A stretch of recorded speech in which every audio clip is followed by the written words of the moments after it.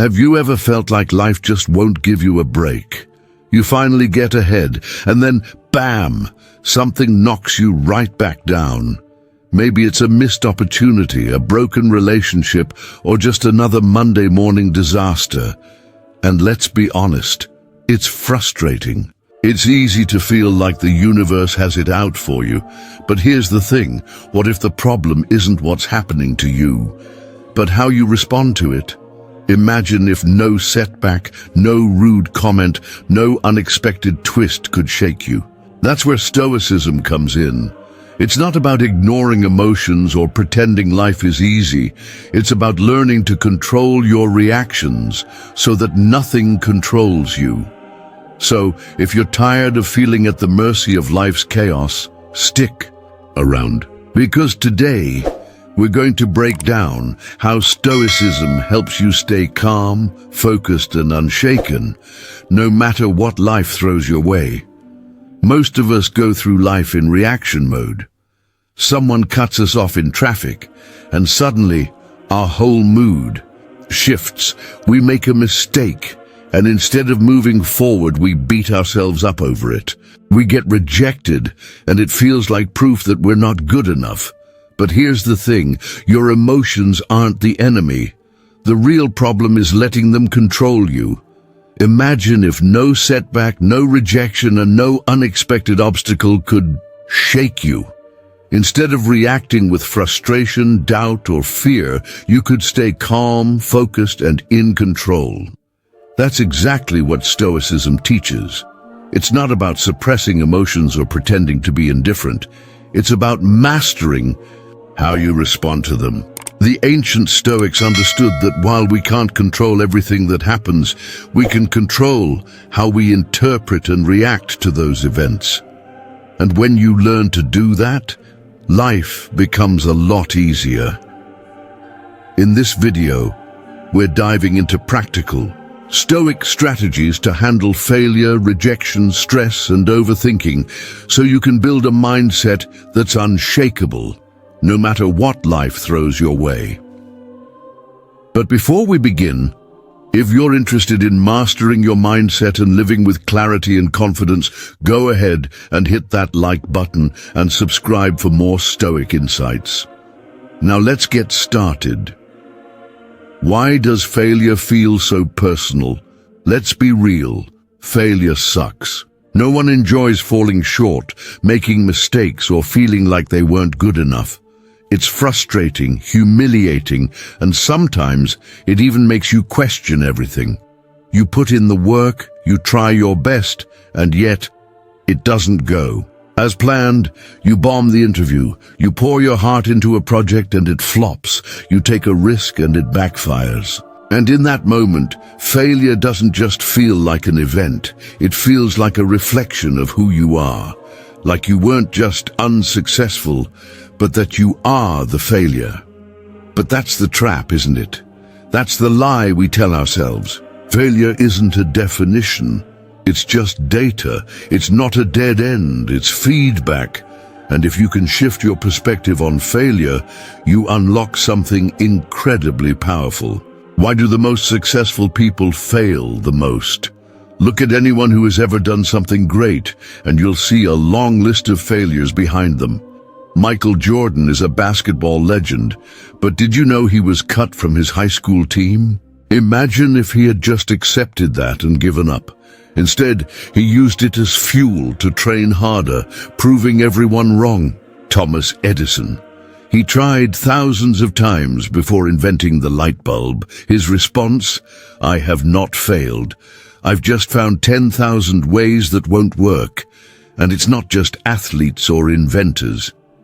J.K. Rowling, the author of Harry Potter, was rejected by 12 publishers before someone gave her a shot. Steve Jobs was fired from Apple, the company he created. He could have let that break him. Instead, he came back stronger and changed the world again. What's the common theme here? These people didn't let failure define them. They treated it as part of the process, a necessary stepping stone on the way to success. What did the Stoics say about failure? The Stoics knew failure was inevitable. In fact, they saw it as a test, a way to build resilience and wisdom. Marcus Aurelius, one of history's most respected Stoic philosophers, faced constant setbacks. Political turmoil, betrayal, war, things that would crush most people. But instead of complaining, he wrote, "You have power over your mind, not outside events. Realize this, and you will find strength." In other words, you don't control the outcome, you control your reaction. Then there's Seneca, another great Stoic thinker. He said, "Difficulties strengthen the mind as labor does the body." That's the perspective shift right there. Struggle isn't a curse, it's a workout. Every time you fail, you're building mental strength. You're learning, adapting, getting sharper. And the more you train that mindset, the less failure will shake you. How do you handle failure? Like a Stoic, here's the key. It's not about pretending failure doesn't hurt. It's about controlling what happens next. When you fail, your brain immediately starts making judgments. I'm not good enough. I'll never succeed. Why even bother? But those thoughts, they're optional. You don't have to believe them. Instead, try this. Next time you fail, pause. Take a step back. Ask yourself, what can I learn from this? That's the question that changes everything, because now, instead of feeling defeated, you're searching for lessons. Maybe you need to practice more. Maybe you need a different strategy. Maybe this failure is actually pointing you towards something better. Let's say you didn't get the job you wanted. You could see that as rejection, or you could see it as redirection. Maybe that job wasn't right for you. Maybe there's something bigger waiting. Or let's say you started a business and it failed. Does that mean you should never try again? Of course not. It means you just got a front row lesson on what doesn't work. And that knowledge is priceless. Your challenge is reframe your failures. So here's what I want you to do. Think about a failure you've had recently, something that still stings. Now, instead of beating yourself up over it, try looking at it differently. Ask yourself, what did this teach me? How can I use this to grow? Because the truth is, failure isn't the opposite of success, it's part of it. Every setback is another rep in the gym of life, making you stronger, sharper, and more unstoppable. And if this helped you, make sure to like, share, and subscribe. Drop a comment. What's one failure that actually ended up helping you in the long run? Your story might be exactly what someone else needs to hear. Handling rejection, why it doesn't define you. Let's be honest, rejection sucks. Whether it's a job, a relationship, or an opportunity you really wanted, that sting of being told no can feel personal, like you're not good enough, like you're somehow lacking. And if we're not careful, that feeling can spiral, making us doubt ourselves, our worth, and our abilities. But here's the thing, rejection isn't actually about you. It's just one person's perspective, one moment in time. And Stoicism, it teaches us to stop giving external opinions so much power over our emotions. Think about it. Some of the most successful people in history faced brutal rejection. J.K. Rowling was turned down by multiple publishers before Harry Potter became a global phenomenon. Steve Jobs was fired from his own company before coming back stronger than ever. If they had let rejection define them, their stories would have ended right there. But they didn't, and neither should you. One of the core ideas in Stoicism comes from Epictetus, who said, "It's not things that disturb us, but our interpretation of them." That means rejection doesn't hurt because of what happened. It hurts because of what we tell ourselves about it. If you get rejected from a job, you might think, "I'm not good enough." If someone ghosts you after a great first date, you might think, "I'll never find love." But are those thoughts really true? Or are they just knee-jerk reactions to a situation that might not even be personal? Rejection isn't a reflection of your worth. It's just an indication that something or someone wasn't the right fit. That's it. No deeper meaning, no cosmic sign that you're doomed to fail. And once you internalize that, rejection loses its grip on you. Instead of seeing it as a dead end, you start to see it as redirection, a way to course correct toward something better. So the next time you get rejected, don't spiral. Don't let your mind create stories that aren't real. Instead, take a step back and ask yourself, what can I learn from this? Maybe you can improve your skills. Maybe you can refine your approach. Or maybe, just maybe, you dodged a bullet and something even better is waiting for you. And here's your Stoic challenge. Next time rejection hits, remind yourself, this is not about me.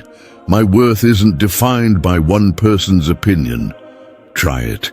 You'll be surprised at how much lighter rejection starts to feel. Let's talk about something we all do. Overthinking. You know that feeling. Lying awake at night, replaying a conversation you had 3 days ago, stressing over what you said, what you should have said, and whether that awkward pause means the other person secretly hates you. Or maybe you're spiraling into a black hole of what-ifs about the future. What if I fail? What if I make the wrong choice? What if everything goes wrong? It's exhausting, and here's the worst part. Most of the time, none of those things actually happen. The only thing that happens is that we drain ourselves with worry. The Stoics knew this struggle well.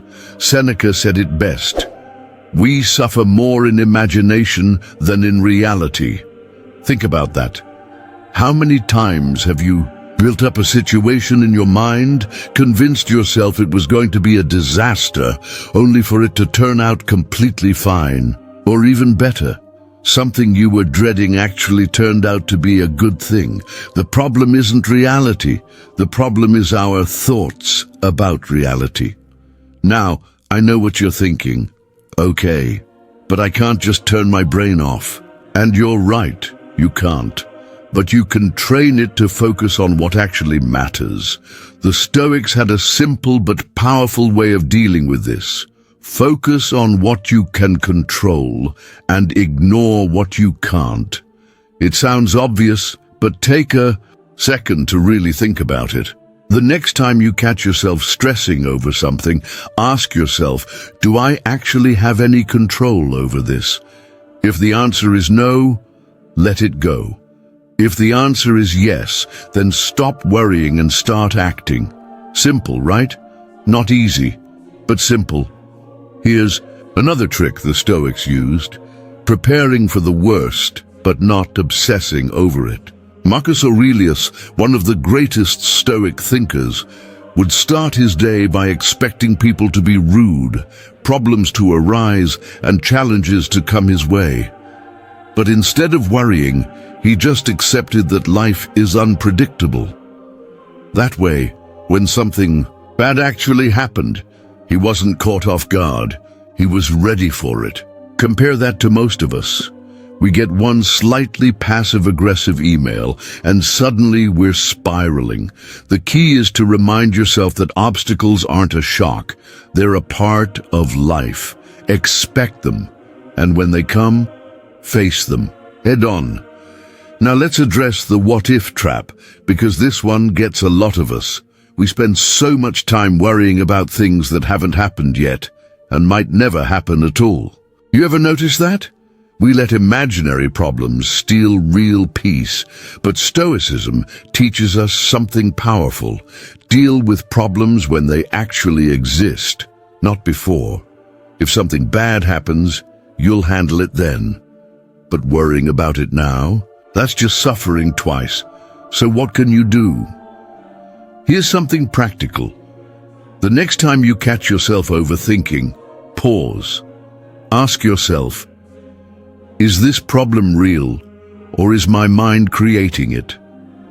9 times out of 10, you'll realize You're stressing over something that doesn't even exist yet. When that happens, take a breath. Focus on what's in front of you. Engage with the present moment, because that's all you ever really have. At the end of the day, overthinking is just fear in disguise. Fear of making a mistake. Fear of looking stupid. Fear of failure. But let me leave you with one last thought. How much of your life have you wasted on fears that never came true? How many times have you held yourself back because of worries that didn't even matter in the end? Stoicism isn't about ignoring your emotions. It's about mastering them. It's about recognizing that most of our suffering is optional. So next time your mind starts racing, remember, you have the power to stop the cycle. You have the power to take control. And once you do, life gets a whole lot lighter. How to dealing with difficult people. Let's be real. Dealing with difficult people is part of life. You can be the most patient, kind, and understanding person in the world, and you'll still run into rude, selfish, or frustrating individuals. That's just how it goes. And if you're not careful, these people can drain your energy, hijack your emotions, and ruin your day. But here's the Stoic truth. Your peace is in your hands. You don't have to let them control you. Marcus Aurelius, one of the greatest Stoic philosophers and Roman emperors, woke up every day expecting to encounter difficult people. He literally prepared for it. In Meditations, he wrote, "When you wake up, expect to meet selfish, rude, and ignorant people. The key is to not let them affect you." He knew he couldn't change them, but he could control how he responded. Think about that for a second. Instead of getting shocked or angry when someone is rude, what if you expected it? What if, instead of reacting emotionally, you just shrugged and said, "Yep, there it is, another test of my self-control"? Imagine how much calmer your life would be. Now, I know what you might be thinking, but some people are really awful. What if they insult me? What if they try to bring me down? That's exactly why this Stoic mindset is so powerful. You don't have to engage. You don't have to let their negativity rent space in your mind. Because here's the truth. Difficult people only have power over you if you give it to them. Let me share a quick story. A few years ago, I had a co-worker who seemed to wake up every morning looking for a fight. No matter what I did, he had something negative to say. If I worked hard, he said I was trying too hard. If I took a break, he called me lazy.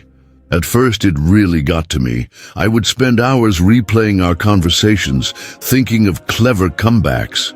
But then I realized I was giving him way too much power over my peace. So I tried something different. Every time he made a rude comment, I reminded myself, his words don't define me. This is outside my control. And you know what? It worked. I stopped reacting. I stopped caring. And something interesting happened. He got even more frustrated because he wasn't getting the reaction he wanted. It was like a superpower. Now that doesn't mean you let people walk all over you. If someone crosses a serious boundary, you handle it accordingly.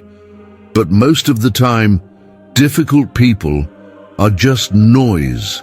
They're background static. And the more you practice tuning them out, the more peace you'll have.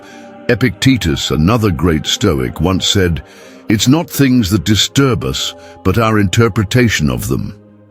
In other words, people aren't the problem. It's how we react to them that causes suffering. If you get worked up every time someone is rude, you're giving them the keys to your emotions. But if you stay calm and unbothered, they lose all their power. So here's a challenge for you. The next time someone irritates you, take a deep breath and say to yourself, "This is outside my control. My peace matters more." Just that one thought can change everything. And if you've ever tried this, let me know in the comments. Have you ever handled a difficult person in a stoic way?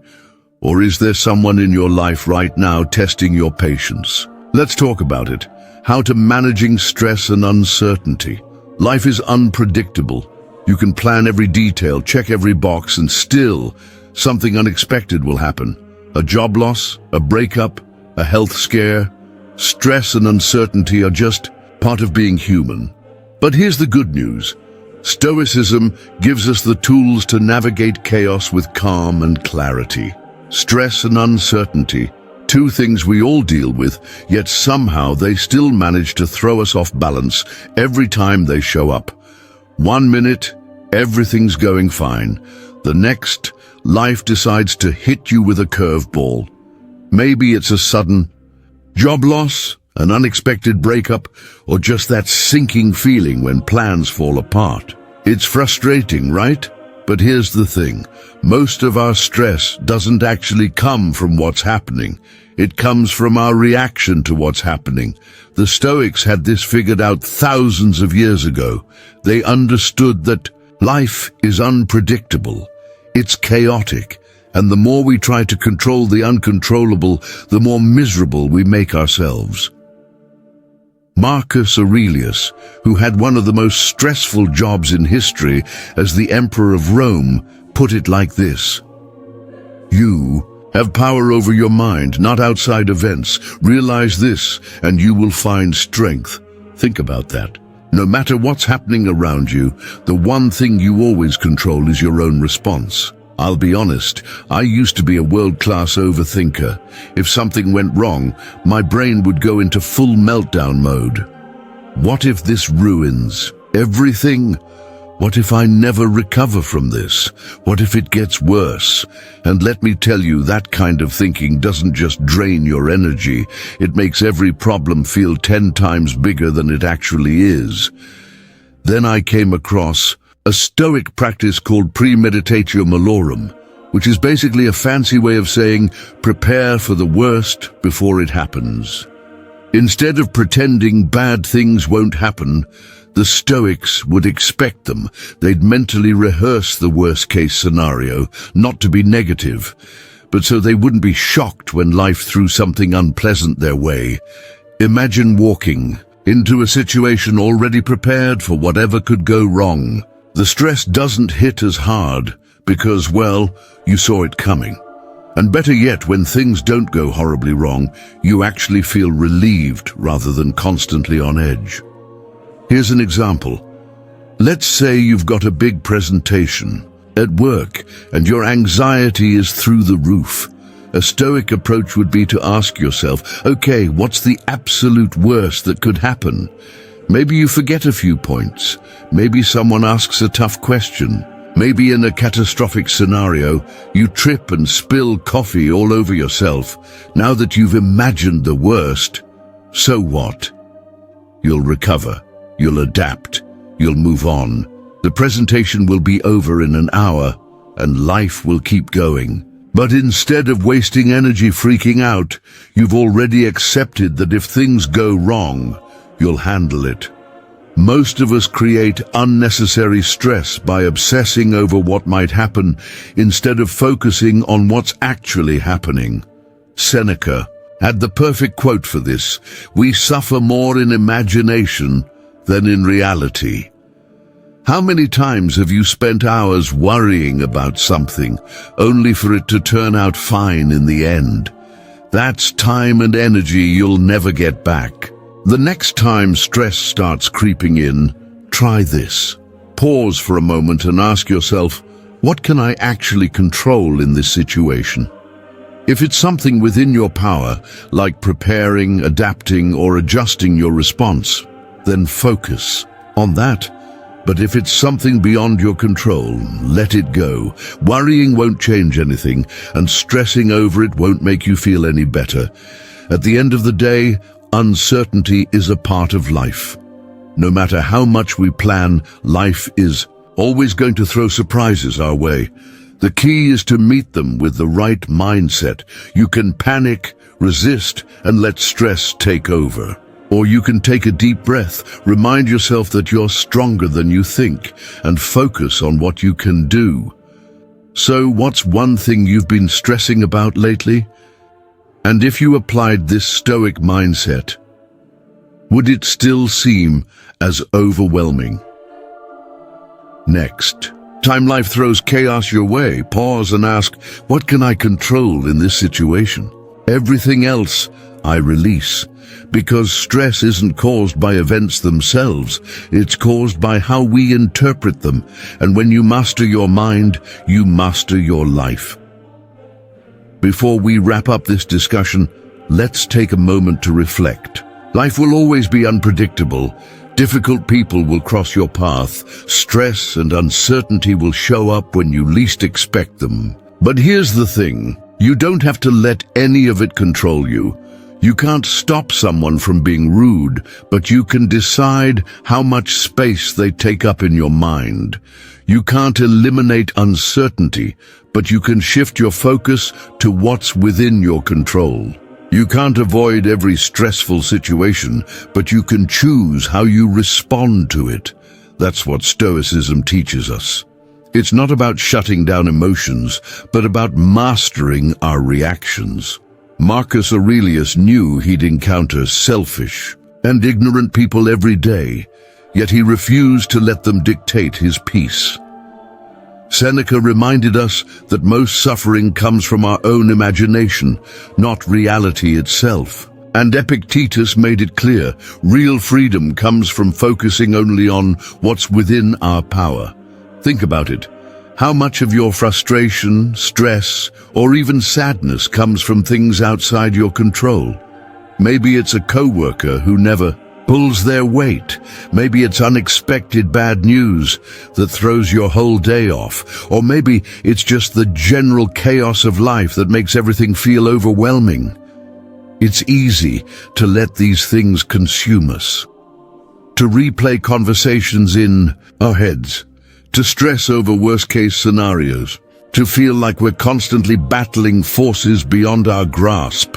But here's the truth. Most of that suffering is self-inflicted. We create it by clinging to things we wish we could control instead of accepting reality as it is. This doesn't mean you should just roll over and accept everything without action. It means knowing where your energy is best spent. If something is within your control, act. If it's outside your control, let it go. Simple in theory, harder in practice, but life-changing when mastered. So here's your challenge. Next time life tests you, pause. Take a deep breath. Ask yourself, is this within my control? If it is, take action. If it's not, let it go. It's a small shift in perspective, but over time, it builds resilience. The more you practice this, the stronger your mindset becomes. Now, I want to hear from you. Which Stoic lesson resonated with you the most? Drop it in the comments. I'd love to know. And if you found this helpful, make sure to like, subscribe, and share it with someone who could use a little Stoic wisdom today. Because no matter what happens around you, your power is in your response. And that is what truly sets you free.